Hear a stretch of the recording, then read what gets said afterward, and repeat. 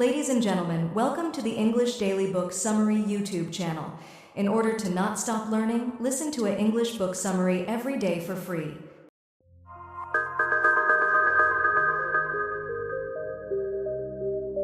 Gary Rivlin. AI Valley. The mad dash to cash in on artificial intelligence. In Silicon Valley, the race to dominate artificial intelligence, or AI, became the defining tech battle of our era. When ChatGPT burst onto the scene in late 2022, it marked a tipping point after decades of overpromised and underdelivered AI technology. Suddenly, machines could converse like humans, create original content, and solve complex problems with apparent ease. But beneath the hype lay a fundamental question. In a field requiring billions of dollars in computing resources and exceptional talent, could smaller players compete with giants like Microsoft, Google, and Meta?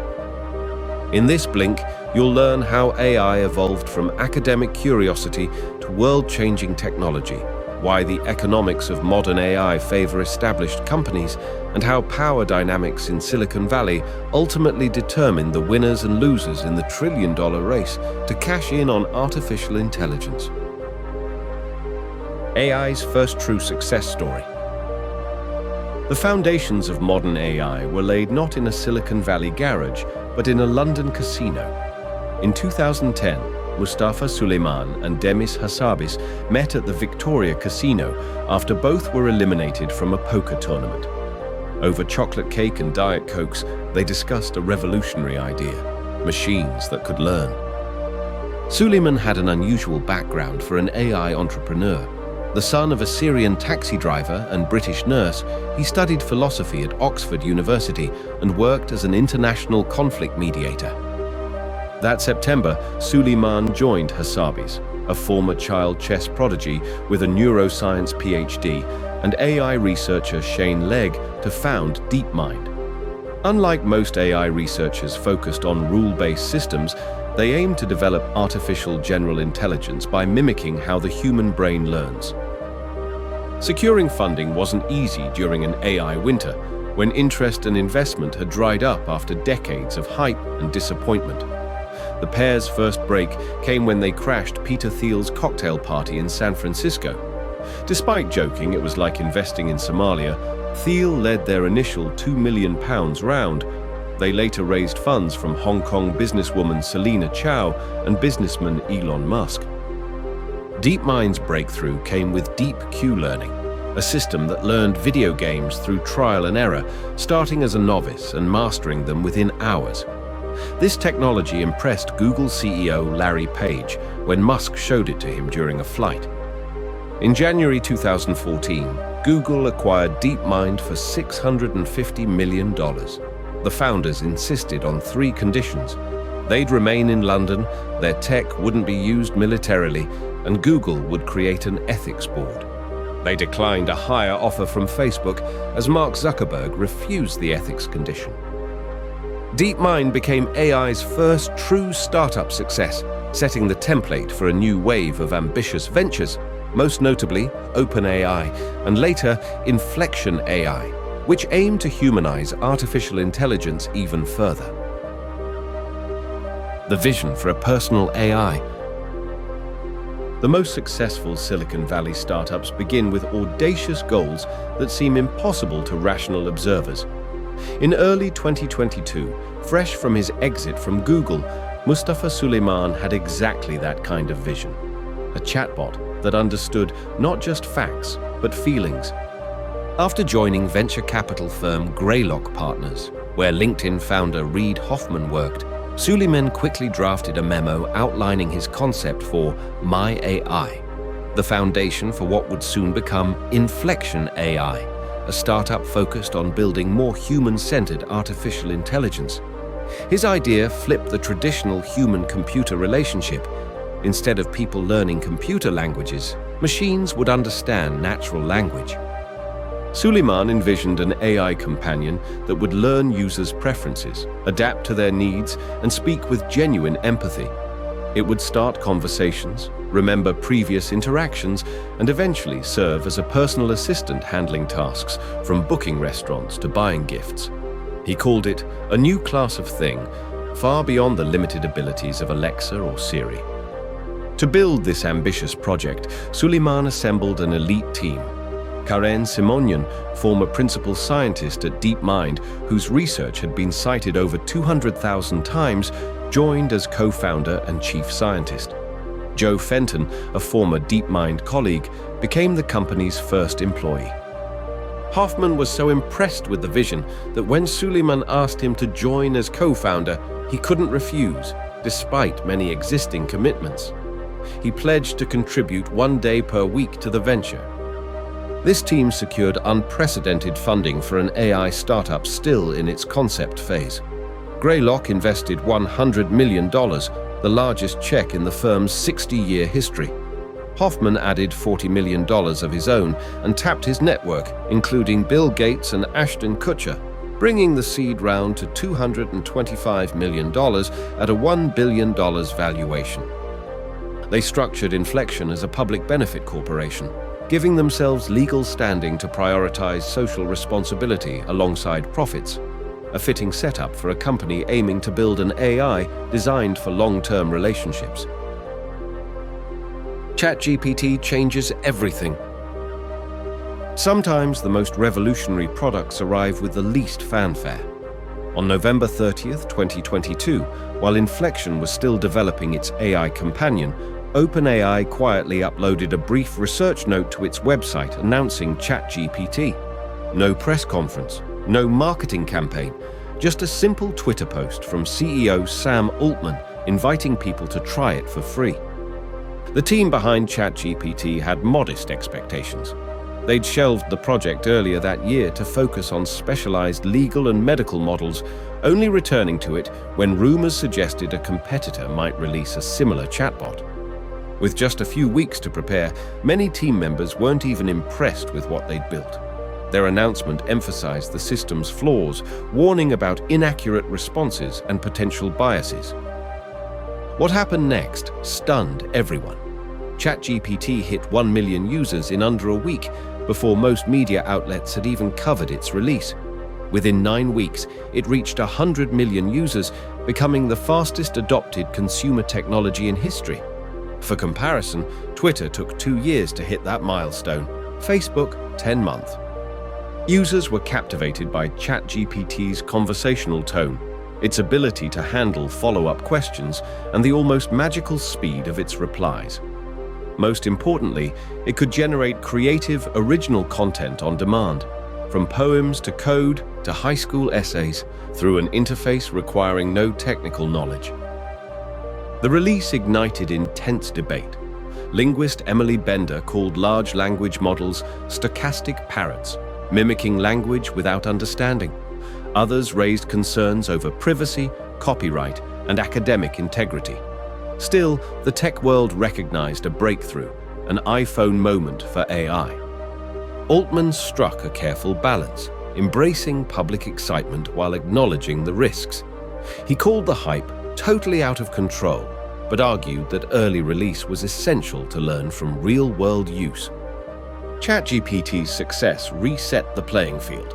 For Inflection and every other AI startup, the race had truly begun.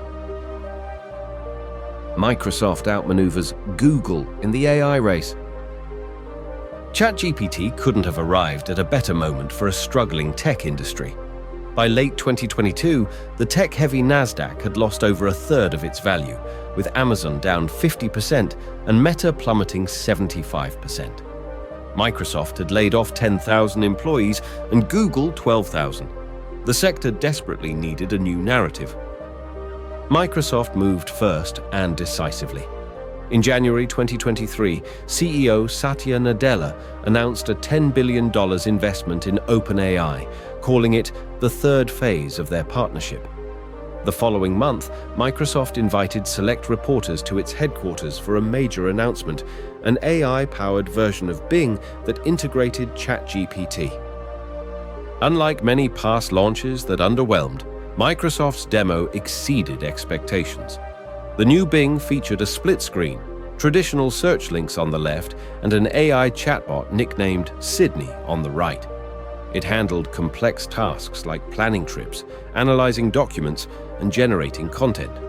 New York Times columnist Kevin Roose described feeling awe when testing it, while tech journalist Casey Newton called it one of the more important days in tech in 2023. Despite years of AI leadership, Google was caught flat-footed. One day before Microsoft's event, it hastily announced Bard, its own conversational AI. But the actual product wasn't ready. An internal memo revealed they were still a week away from a prototype. In its promo video, Bard made a factual error about astronomy, claiming the James Webb Space Telescope took the first image of an exoplanet when it hadn't. After Reuters reported the mistake, Google's stock dropped 7%, wiping out $100 billion in value. The irony was sharp. Google had invested in AI since the mid-2000s, hired Stanford's top researchers, acquired DeepMind, and even created the Transformer architecture. Yet Microsoft, long seen as a tech dinosaur, had leapfrogged it through strategic partnership. The power dynamics were shifting. While Microsoft and Google battled for general-purpose AI, Inflection was quietly charting a different course. Pi, creating an AI that feels like a friend. While tech giants scrambled to respond to ChatGPT, Inflection was creating something different. Rather than competing on raw intelligence or coding abilities, it focused on emotional connection, a chatbot that felt more like a friend than a tool. The name itself mattered deeply.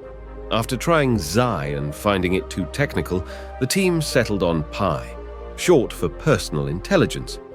The name was memorable and captured the vision of AI software that would develop a relationship with users.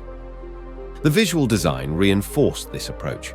Instead of cluttering the screen with sample prompts like ChatGPT or Bard, Pi featured a minimalist cream-colored background with subtle undulating lines reminiscent of a magician's wand.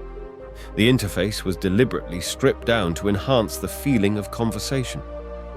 Creating Pi's personality involved extensive work with linguists, engineers, and creative professionals. Unlike competitors who outsourced to low-paid workers in developing countries, Inflection hired their own diverse team of teachers who scored Pi's responses, training it to be kind, supportive, and empathetic. For specialized topics, they brought in experts including therapists, psychologists, and comedians. Pi also differentiated itself through its approach to difficult subjects. Where other bots shut down at sensitive topics, Pi would acknowledge the sensitivity but continue the conversation, offering counter-evidence rather than rejection. This allowed meaningful discussions about contentious issues like the Israel-Hamas conflict, with a deliberate bias toward peace and respect for human life. Voice capabilities added in summer 2023 furthered the human connection. Alexandra Eitel, an early employee, provided Pi's initial voice, speaking conversationally rather than reading from a script. Eventually, users could choose from 6 voices, including British accents. But despite limitations like memory issues between sessions, Pi represented a fundamentally different approach to AI. Not just a tool for tasks, but a companion designed for long-term relationships that Suleiman hoped would last years or even decades, like those with doctors, lawyers, or close friends. Despite Pi's thoughtful design and emotional intelligence, Inflection soon faced harsh market realities that would test its survival. The economics of AI dreams defy reality.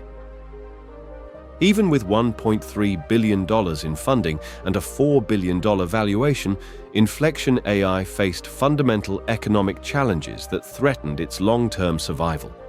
The company spent lavishly, setting up luxurious offices in Palo Alto and assembling what they claimed would be the largest AI cluster in the world, with 22,000 high-end NVIDIA GPUs. Mustafa Suleiman ran Inflection with military precision, organizing work in 6-week cycles rather than traditional quarters. Teams rotated between projects based on needed skills, and everyone gathered during week 7 to review progress and plan the next cycle. Unlike other AI labs focused on distant horizons, Inflection prioritized what could be delivered within 6 months. Despite meticulous attention to design and personality development, Pi struggled against competitors. The team created a minimalist interface and recorded natural-sounding voices.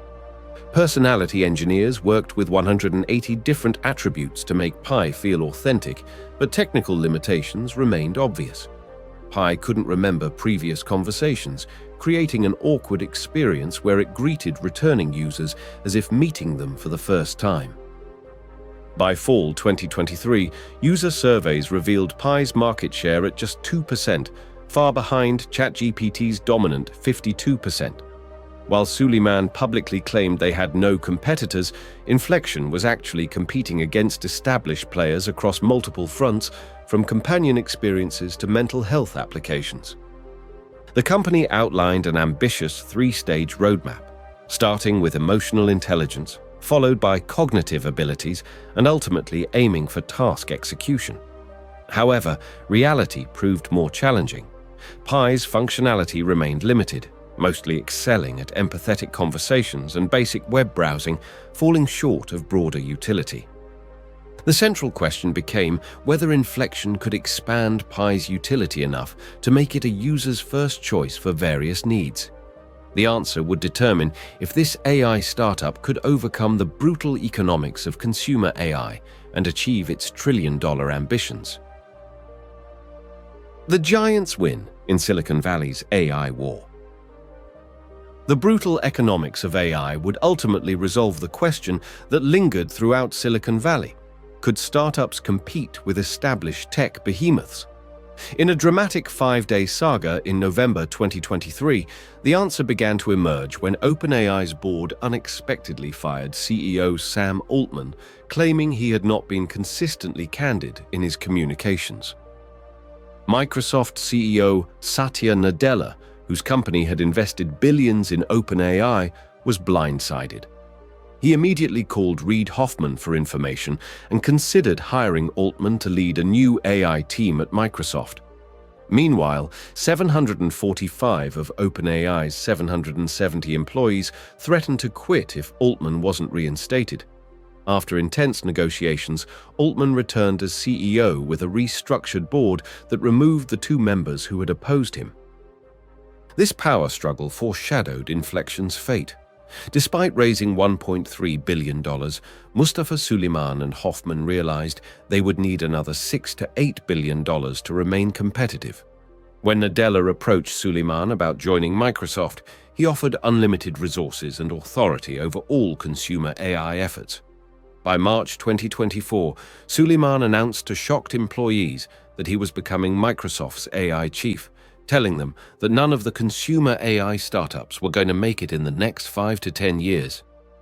Rather than acquiring Inflection outright, Microsoft structured a talent deal, paying $620 million to license Inflection's technology while hiring its team. This pattern repeated when Amazon absorbed another AI startup called Adept through a similar arrangement. Nadella emerged as the strategic victor, assembling an AI powerhouse through the OpenAI partnership and Inflection acquisition. By early 2024, Microsoft had reached a $3 trillion valuation, more than any other company. The AI gold rush promised fabulous wealth, but the winners were primarily the existing tech giants. In the world of foundation models, startups couldn't compete with companies that had near-limitless resources and billions of users.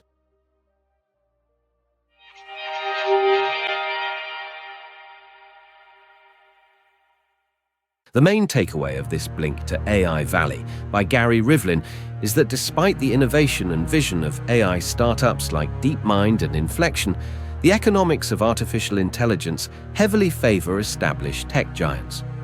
Creating and operating foundation models requires billions in funding, massive computing resources, and exceptional talent, advantages that companies like Microsoft and Google inherently possess. While startups may pioneer breakthroughs, They ultimately face impossible odds, competing against companies with near unlimited resources and billions of users. Yet this pattern creates opportunities too, both for entrepreneurs who can find specialized AI niches beyond foundation models, and for professionals who understand how these powerful technologies are reshaping our digital landscape and can position themselves accordingly. Okay, that's it for this Blink. We hope you enjoyed it. If you can, please take the time to leave us a rating. We always appreciate your feedback. See you in the next Blink.